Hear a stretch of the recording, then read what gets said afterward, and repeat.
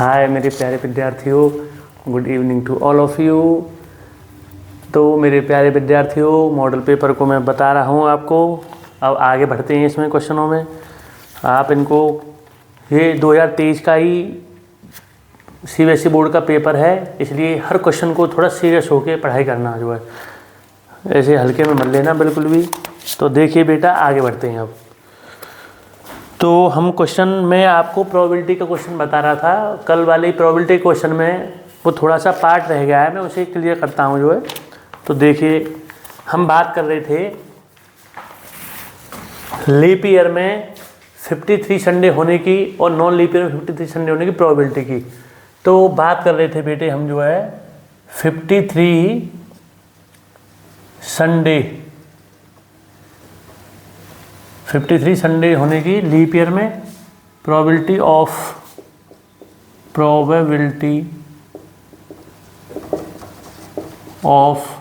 53 Sundays in leap year और non leap year, in leap year. तो अब देखिए, मैंने इसको कल आप ऐसे बताया था 53 संडे लीप ईयर। तो लीप ईयर में बेटे हमारे दिन होते हैं 366 डेज। कितने दिन होते हैं? 366 डेज। अब इस 366 डेज में अब हम क्या करेंगे, यहाँ पर 52 × 7, तो ये हो गया हमारा 364 और ये हो गया +2। 366 डेज को हमने इस प्रकार लिखा मैंने जो है +2, यहाँ पर क्या है ये +2। अब इसमें 364 डेज में 52 संडे हमारे फिक्स हो गए। 52 संडे क्या हुआ? फिक्स हो गए। अब बचे लास्ट के 2 दिन, लास्ट के ये 2 दिन बच रहे हैं। तो ये 2 दिन बेटा इस प्रकार से हो सकते हैं, जैसे Sunday comma Monday, Monday comma Tuesday, Tuesday comma Wednesday, Tuesday comma Wednesday, फिर उसके बाद में Wednesday comma Thursday, Thursday comma Friday, Friday comma Saturday और Saturday comma Sunday, Saturday comma Sunday. 1 2 3 4 5 6 7 Saturday comma Sunday, ये हमारा संडे है और इधर ये संडे आ रहा है। तो अब इसमें ये बाकी के 2 दिन, इसमें हमारे 52 संडे फिक्स हो गए। इस बाकी के 2 दिनों में ये संडे इस प्रकार हो सकते हैं, ये बाकी के 2 दिन संडे मंडे, मंडे ट्यूसडे। तो अब इसमें प्रोबेबिलिटी 53 संडे होने की लीप ईयर में ये आएगी हमारी, यहाँ पर टोटल पॉसिबल आउटकम आ रहा है 7 और फेवरेबल आउटकम बन रहा है यहाँ पर 2। तो ये 2/7 निकल के आएगी बेटा जो है प्रोबेबिलिटी 53 संडे होने की लीप ईयर में। प्रोबेबिलिटी जो निकल के आ रही है वो निकल के आ रही है हमारी, प्रोबेबिलिटी जो निकल के आ रही है ये निकल के आ रही है 2/7। अब बात कर रहा हूँ मैं नॉन लीप ईयर, अब बात कर रहा हूँ नॉन लीप ईयर की।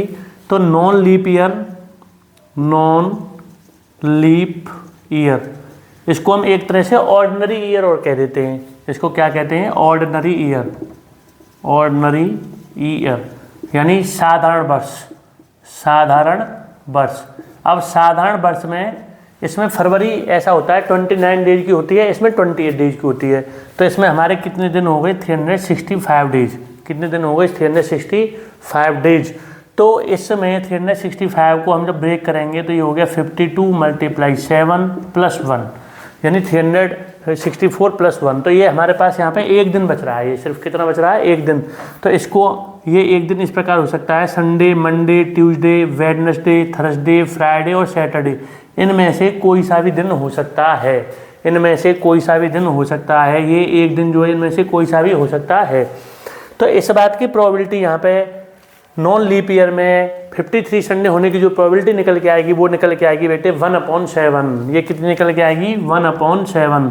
प्रोबेबिलिटी हमारी कितनी निकल के आएगी इसमें? 1/7। लेकिन इस मॉडल पेपर में इस बात की प्रोबेबिलिटी नॉन लीप ईयर की 53 संडे होने की प्रोबेबिलिटी 5/7 दे रखी है।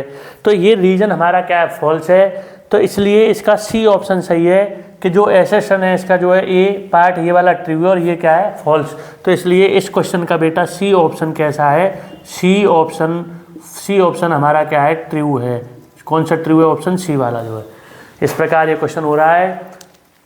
53 संडे, ये ऑब्जेक्टिव क्वेश्चन आप इसको डायरेक्ट भी लर्न कर सकते हो कि 53 संडे होने की लीप ईयर में प्रोबेबिलिटी 2/7 होती है और नॉन लीप ईयर में 1/7 होती है। प्रोबेबिलिटी बहुत अच्छा क्वेश्चन है। अब आगे बढ़ते हैं अगले क्वेश्चन की ओर। अब अगला क्वेश्चन देखिए,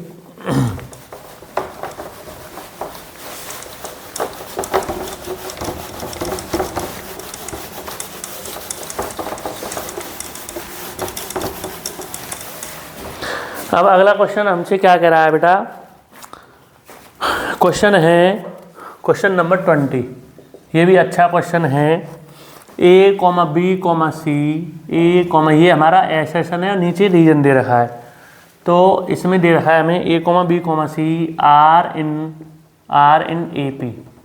इन AP if and only if and only if two B equal A plus के C, two B equal A plus के C, two B equal A plus C। अब रीजन में दे रखा है हमें the sum of first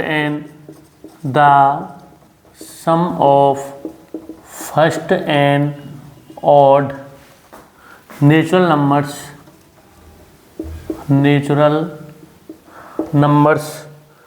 is an square sum of first and odd natural number is N square. अब इसमें देखिए, ये कल मैंने बोर्ड पे इसके ABCD 4 ऑप्शन लिख दिए थे। आप 2023 का सैम्पल पेपर भी उठा के देख सकते हो, मतलब जो है। अब इस क्वेश्चन को देखिए किस प्रकार करेंगे हम। ये हमारे ABC किस में है, AP में है। तो ABC हमने इनको क्या लिख लिया, AP में लिख लिया। अब हम क्या करते हैं बेटे, ये बताओ, जब ABC AP में है, AP को हम क्या बोलते हैं हिंदी में, समांतर श्रेणी। क्या बोलते हैं हम, समांतर श्रेणी। जब हम इसमें से इसको सब्ट्रैक्ट करते हैं और इसमें से इसको सब्ट्रैक्ट करते हैं तो दोनों ही प्रकार में क्या आता है, हमारा कॉमन डिफरेंस आता है। अगले टर्म में से पिछले टर्म को सब्ट्रैक्ट करने पर क्या आता है, कॉमन डिफरेंस। तो जब हमने B में से A को घटाया तब भी कॉमन डिफरेंस ही आ रहा है। कॉमन डिफरेंस को बेटा हम हिंदी में बोलते हैं सार अंतर। और C में से B को घटा रहे हैं तब भी कॉमन डिफरेंस आ रहा है। दोनों ही प्रकार से हमारा क्या आ रहा है, कॉमन डिफरेंस। तो ये भी कॉमन डिफरेंस है, ये भी कॉमन डिफरेंस है, तो दोनों को हम बराबर रख सकते हैं। इसको इधर ले लेंगे V प्लस V बराबर, इसको इधर ले जाएंगे A प्लस C। 2B बराबर ये हो गया हमारा A प्लस C। 2B बराबर क्या हो गया हमारा, A प्लस C। तो 2B बराबर A प्लस C हो गया। तो ये बात बिल्कुल करेक्ट है कि ABC अगर AP में है तो 2B बराबर क्या होता है हमारा, A प्लस C होता है। तो ये जो है हमारा क्या है, करेक्ट है, यानी ट्रू है। अब बात करें हम इसकी जो है रीजन की, तो इसमें sum of first and odd natural number is N square. इसे समझिए, इसे किस प्रकार करेंगे, 1 sum of first and odd natural number.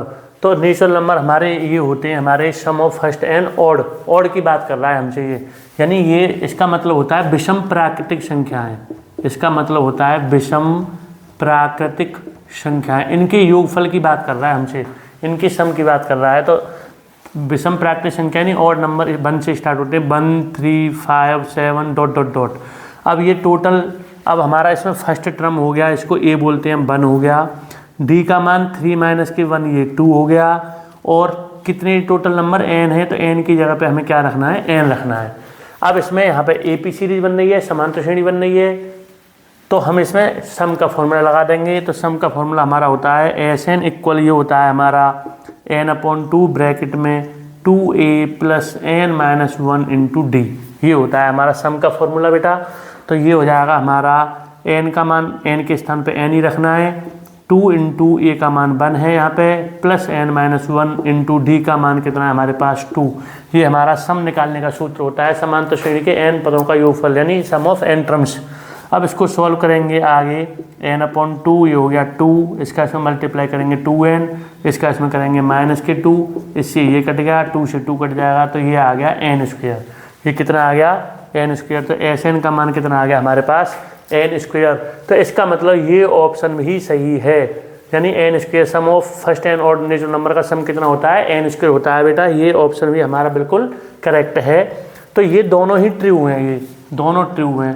तो इसमें हमारा ABCD में से लेकिन ये वाली वैल्यू जो है इसका करेक्ट एक्सप्लेनेशन नहीं है, तो ये इसका करेक्ट एक्सप्लेनेशन नहीं है, तो इसमें बी ऑप्शन आ जाएगा। उसमें बी ऑप्शन आप टिक कर दोगे। बी ऑप्शन हमसे ये कह रहा है कि ये दोनों ट्रू हैं और ये इसका करेक्ट एक्सप्लेनेशन नहीं है, तो बी ऑप्शन इसका सही है। अब आगे बढ़ते हैं एक और क्वेश्चन के लिए जो है, तो अगला क्वेश्चन है हमारा, अगला क्वेश्चन देखिए बेटे, ये अब तक क्वेश्चन चले थे आपके एक एक नंबर के क्वेश्चन थे, सभी मल्टीपल चॉइस क्वेश्चन थे।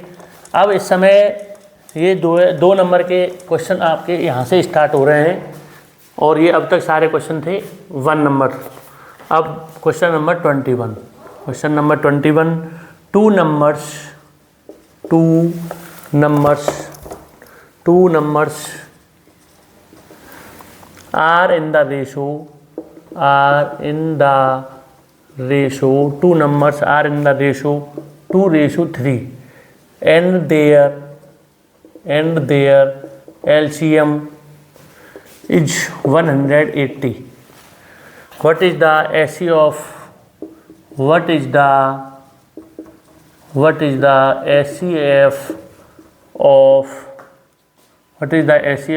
these numbers? ये हमें बताना है बेटे, ये इसका हमें क्या करना है, एचसीएफ फाइंड करना है। अब देखिए कुछ नहीं, बहुत सरल क्वेश्चन है। सॉल्यूशन, अब टू नंबर्स आ रहे हैं रेशो, इतने दो नंबरों का हमें रेशो दे रखा है इस रेशो में और इनका एलसीएम दे रखा है हमें 180। तो देखो अब इस नंबर्स को हमें ऐसे लिख लेंगे, ये दो संख्याओं का अनुपात इतना है, उनका एलसीएम इतना है, एचसीएफ का मान हमें फाइंड करना है। तो इनको हम ऐसे लिख लेंगे, 1 नंबर हो जाएगा हमारा 1 नंबर्स इक्वल ये हो गया 2x और अदर नंबर ये हो गया हमारा, अदर नंबर ये इक्वल हो गया हमारा 3x। अब देखो, अब इनका जब हम एलसीएम लेंगे तो बेटा एलसीएम इस प्रकार आएगा इनका 2 × 3 × x इक्वल 6x। अब इस चीज़ को समझो आप जो है ध्यान से, ऐसा होता है जैसे अब 15 और 14, मान लो हमें इनके एचसीएफ निकालने हैं, यहाँ पे नंबर ले रहा हूँ मैं 12, एक तरह से क्या ले रहा हूँ 12 ले रहा हूँ मैं। तो अब इसका मुझे एलसीएम निकालना है, तो मैं क्या करूँगा 3 × 5 = 15 और 3 × 4 = 12, 3 × 4 = 12, इसके और भी फैक्टर कर सकता हूँ मैं। लेकिन अब इसमें ये वैल्यू जो है ये क्या है, कॉमन है, ये वैल्यू क्या है, कॉमन। तो जब हम इसका एलसीएम निकालेंगे तो इस कॉमन वैल्यू को हम सिर्फ एक बार ही लिखेंगे, सिर्फ एक बार। अब ये 3 इसमें भी है, इसमें भी है, तो इसको हम सिर्फ एक टाइम्स लिखेंगे, बाकी इन दोनों को उतार लेंगे। तो ये 5 × 4 = ये हमारा कितना आ गया, एलसीएम 60 आ गया। वही सेम इसी प्रकार इसमें हो रहा है कि जब हम इन दोनों का एलसीएम लेंगे तो x इसमें कॉमन आ रहा है, दोनों में आ रहा है, तो x को हमने यहाँ पे उतार लिया, बाकी बचा हुआ पार्ट जो बचा हुआ होता है उसको उतार लिया, 2 को उतार लिया और यहाँ से 3 को उतार लिया। तो ये इसका एलसीएम हो गया एक तरह से। अब ये भी एलसीएम है और ये भी एलसीएम है, तो इसको इसके इक्वल रख देंगे, 6x = 180, तो x का मान आ जाएगा 180/6। ये इससे कट गया 30 बार। कितने बार कट गया बेटे, 30 बार। तो ये 30 बार कट गया। अब x का मान आ गया, अब इसको यहाँ पे पुट कर देंगे, 2x = 2 × 30, ये हो गया 60, और 3x = 3 × 30, तो ये हो गया हमारा 90। अब इसका हमें एचसीएफ बताना है, तो एचसीएफ तो इन दोनों में जो कॉमन होता है वही आ गया एचसीएफ, तो एक तरह से यही इसका क्या आ गया, एचसीएफ आ गया। एचसीएफ इक्वल कितना हो गया, ये 30। इन दोनों नंबरों का एचसीएफ कितना आ गया, 30। ये इस प्रकार क्वेश्चन सॉल्व हो रहा है। अच्छा क्वेश्चन है, 2 नंबर में क्वेश्चन आया 2023 में। ठीक है, आज के लिए बेटे थैंक यू, बहुत बहुत धन्यवाद।